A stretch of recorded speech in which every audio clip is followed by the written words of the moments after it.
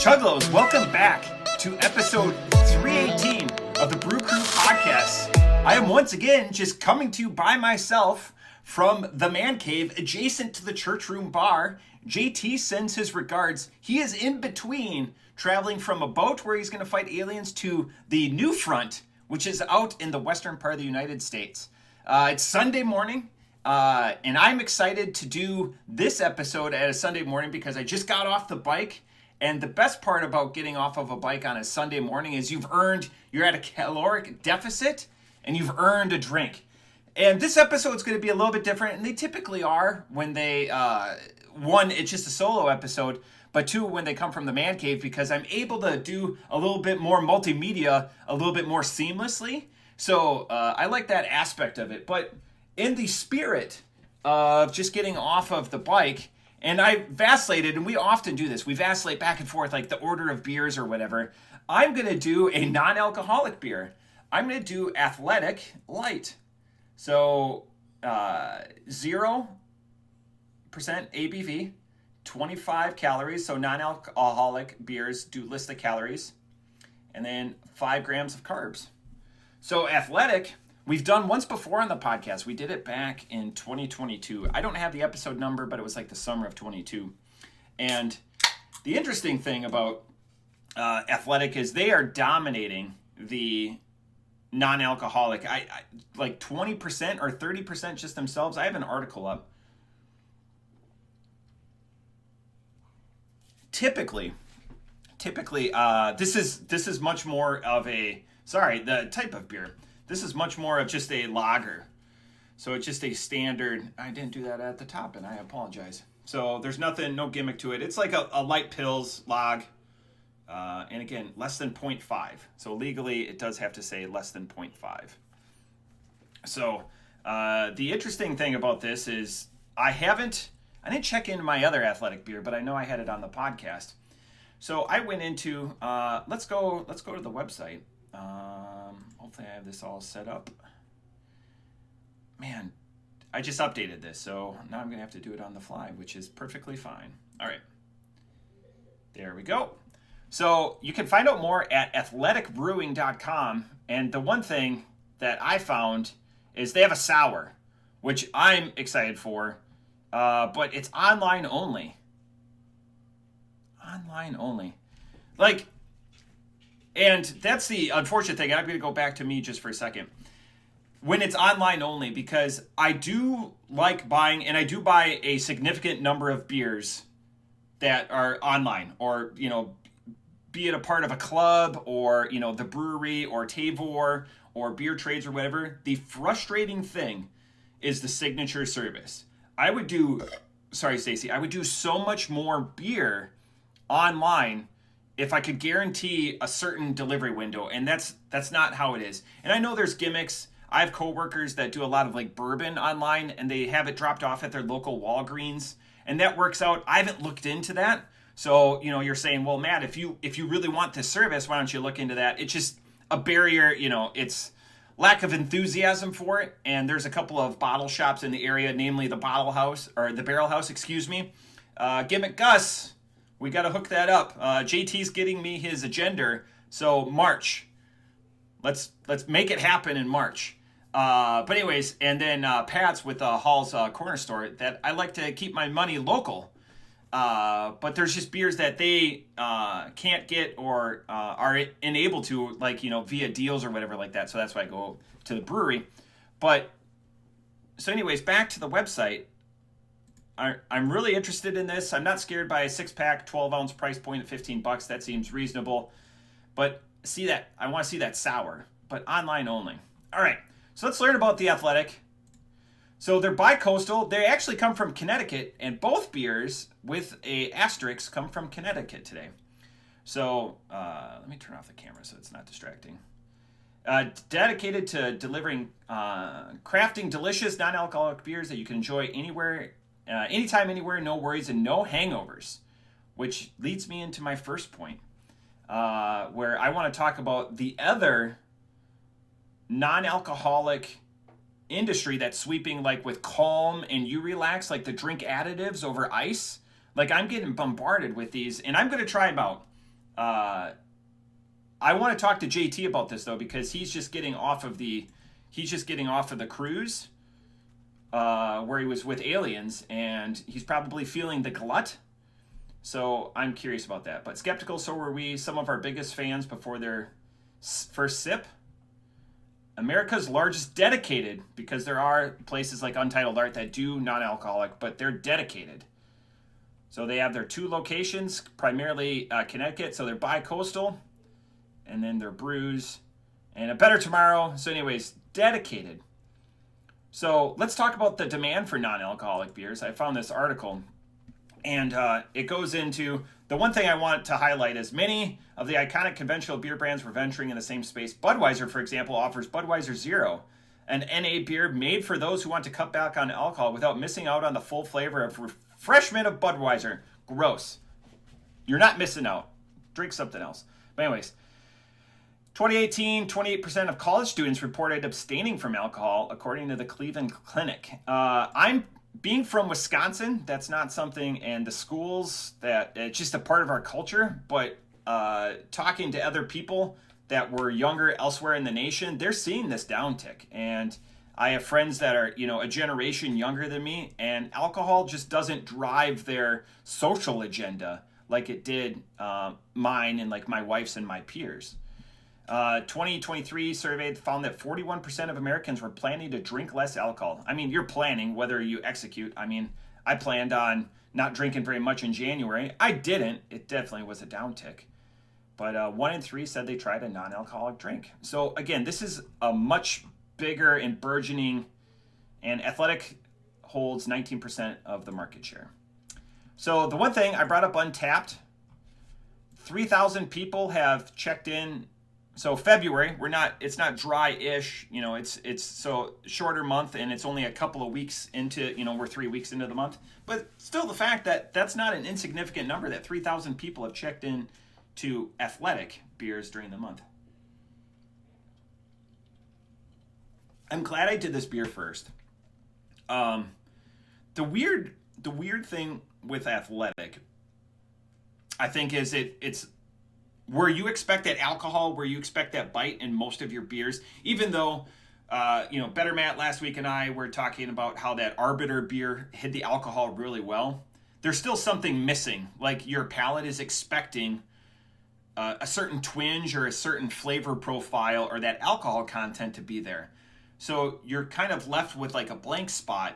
It's like you're given a sentence and they've taken away all the adjectives or pronouns or like the basic building blocks of building a sentence. It's still a good drink. It's still a tasty alternative to drinking a beer. If you're non-alcoholic, you're choosing that path, whether you're the sober taxi or any multitude of reasons that you're electing to not drink alcohol during that day, that morning, or that event. Again, it's quite good. How I became interested to this beer specifically is my father-in-law brought it down and was, going on his own journey and said, hey, try this out. And he had a couple of them. And it's interesting because he's been drinking beer as long as I've been alive. And he seemed to be satiated by what was offering, knowing that it was a non-alcoholic beer. If you put this like in a lineup of beers, like, with its peers, like a Bud Light, a Miller Lite, a Coors Light, I think that this stands apart and you're going to know it's different. I don't think that this blends in with its peers, but I don't think it's trying to. I think it's trying to be an alternative, but not a substitute. And I hope there's enough of a clear differentiation that I don't get lit up in the comments below on this beer. I like it, knowing that it's a non-alcoholic beer, knowing that I'm not destroying my gains that I accomplished. Let's be honest, I'm not making any gains. But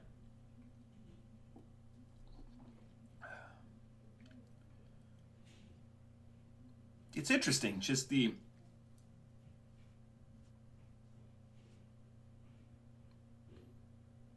again, those blank spots, those empties. I've had better NA beers, but just as a light NA beer, you're taking away all of the tools. It's like you have a workbench and you're going to build a project and you've taken away like tape measure and the hammer. So like you're using other things. You're using the butt end of a screwdriver to pound at nails. It works, but is it a finalized complete product? In that instance, sorry, Stacey, I believe it is. And I really like it. It's in a league of its own. I'm going to give it a 3.5. And you're going to say, well, Matt, what could it do to be better? If we take it could add alcohol probably. It's just that flavor, that hop build, that characteristics that you would expect to, like, hey, I'm drinking a beer, not I'm drinking something else. It's still in the beer family. I still feel like it's got its place on this podcast, especially since non-alcoholic beers are on the rise. We're going to start seeing these out a little bit more. I know at the Barrel House they have an area dedicated to it. We'll have to find out more when we talk to Gimmick Gus and Sarah and Better Matt, how their NA business did, especially during this last quarter with January and February, where people are drinking lighter. They're not coming out as much. Maybe their to-go sales with that. There's 100 different questions that we could ask related to that. But I know they champion it a lot. It's all out in their social media. It's like, hey, we do all of these things, and in addition to that, if you're taking it easy, you're trying to retract that waistband a little bit, not live in sweatpants, we do also have NA offerings, which is good. Cater to your customer base. But yeah, I believe I said I was a 3.5, right? Yeah, I'm going to be at a 3.5 on that one. It's not a world beater, but it scratches the itch. And I think that's what it's trying to be. The other thing I noticed too, vegan. Look at that. Because most beer is not vegan. I'll let you go on your own journey on that one. Earlier in the podcast, I alluded to like the You Relax and the Calms, and you're going to look those up, and it's going to totally destroy your algorithm.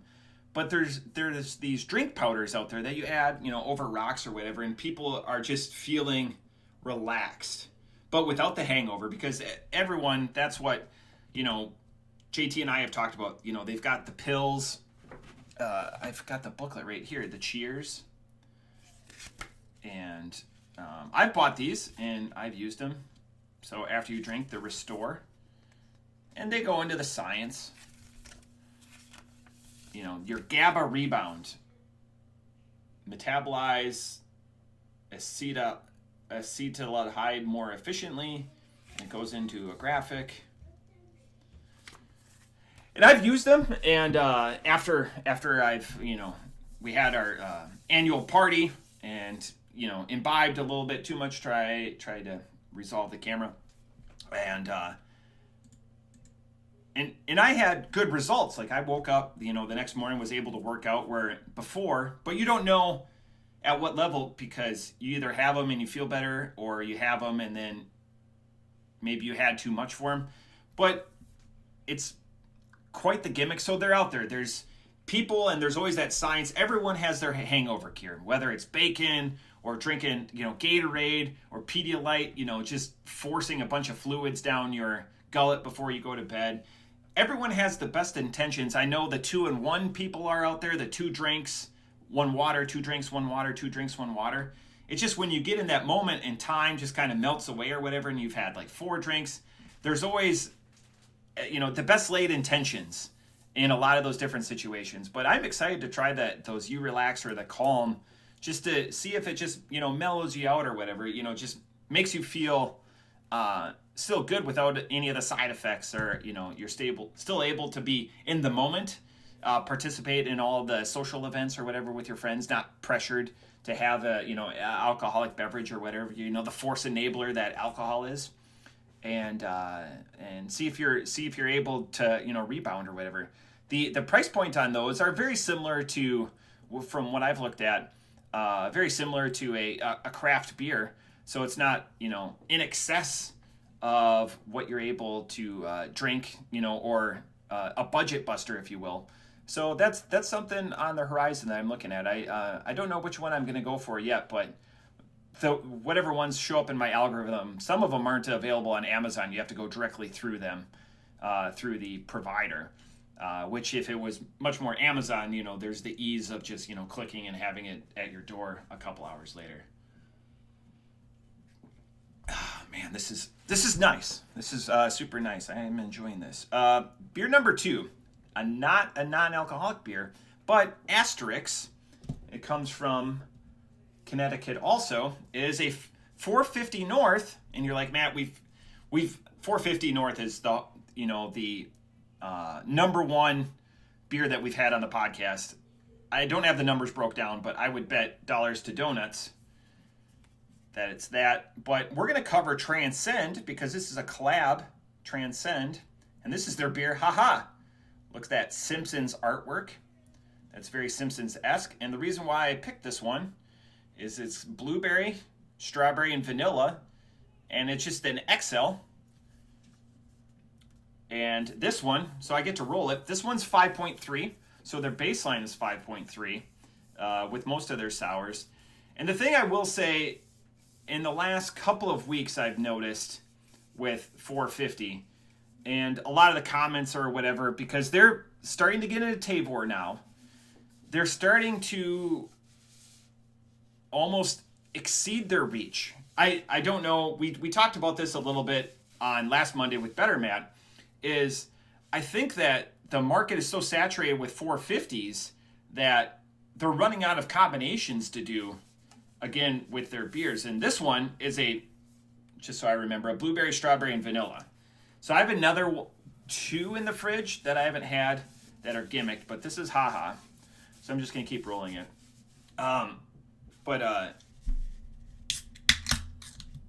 This is truly the treat of the morning, is to, a breakfast beer.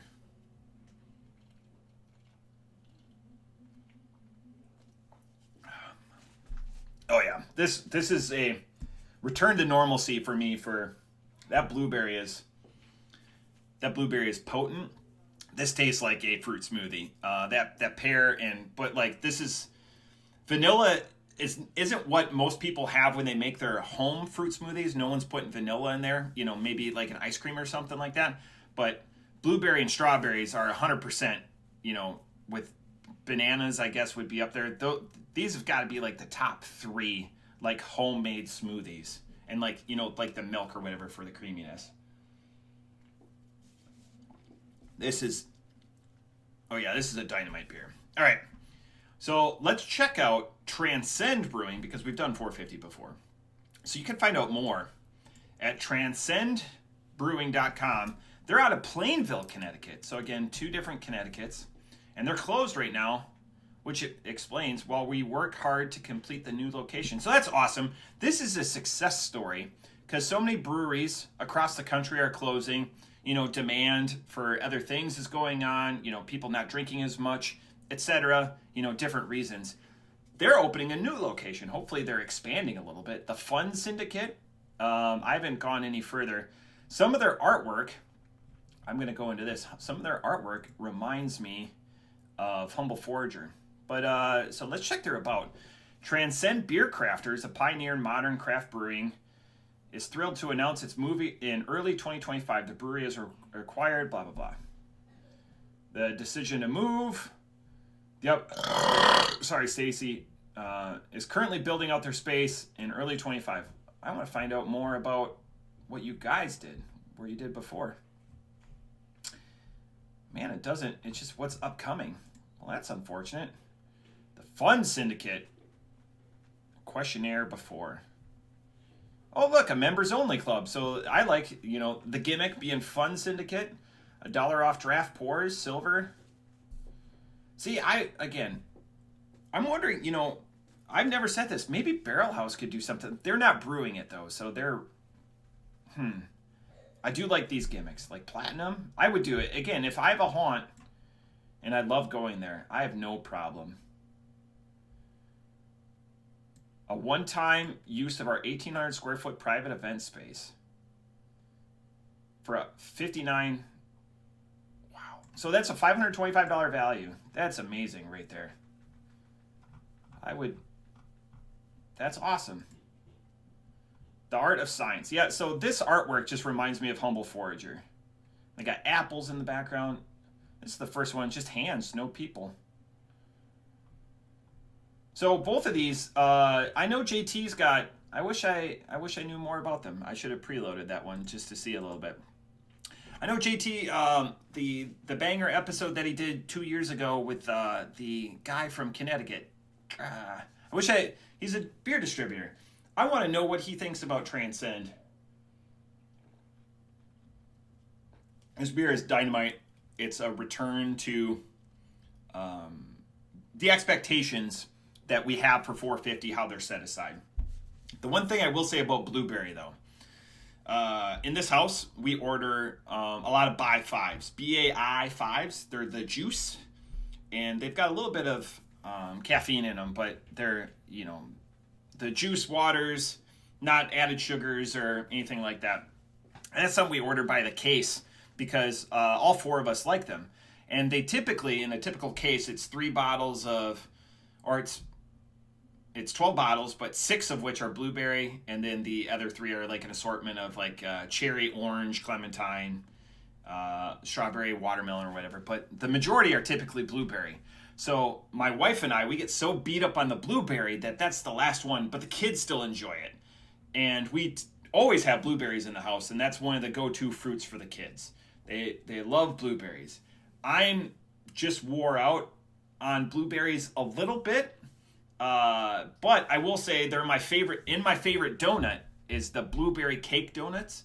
It's my daughter's birthday today, so we went and got donuts. And I go, hey, you can pick any 3 donuts. Don't worry, parents. She's not eating all 3 today. But her favorite donut, she said, and it made me so proud, is the blueberry cake donut. So influenced by me, I just know that like when my father-in-law buys the big box of assorted donuts, because I'm never going to buy myself a donut. If I have one, it's going to be like that dense blueberry cake donut. It's just the best balance of, the fruit. There's no health equivalent there because it's probably like 2-ish blueberries, but they're dyed blue and then the cake. So all three flavors. Yeah, none of the Transcend artwork comes through on this one. All 3 flavors persist throughout this beer: the blueberry, the strawberry, and the vanilla. Quite good, quite refreshing. I'm already almost halfway done with it, and I set it all up. I got to use it, right? It's just been one big stream of consciousness. This is, a return to the expectations that I have for 450 North. Off the top rope, I'm going to give this a 4.5. It's the best brand new 450 I've had this year, dare I say. I'd have to check. There's been a couple. But a lot of them, the Chaos Control Lite, the Green Hills. I've had some other ones I've had before that are better. But the brand new to me, this is probably the best one I've had so far. And it's simple. It's just the 3 ingredients, the blueberry, the strawberry, and the vanilla, and all are allowed to shine. All are not throwaway fruits or throwaway ingredients. All have a place or a desired place in my perfect beer build when it comes to smoothie sours, which is nice. There was other things I wanted to chit chat about, but I didn't write it. I didn't write them. Sorry, Stacy, I didn't write them down. The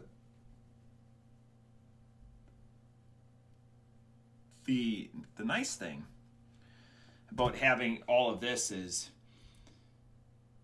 it's out of the way now. You have that athletic, you have the 450. I'm probably going to go maybe have a breakfast after this. Typically, I have a breakfast with the beer. I'm really excited. I'm going to take this time that I've earned back, and I'm going to draft some questions that I have for Gimmick Gus and Sarah. One is, without looking behind the curtain too much, is looking to see if, what their NA did, because they championed it, and it's the best selection in the area. One could say that that's the best NA selection in Dayton, not the number 2 craft beer bar. We can talk about that too because I have thoughts. But yeah, I think that's going to be it. It's going to bother me. I'm going to be processing this and uploading it, and there's going to be something I was like, I wish I would have brought that up. But I guess it's not there, and it will just be in the back.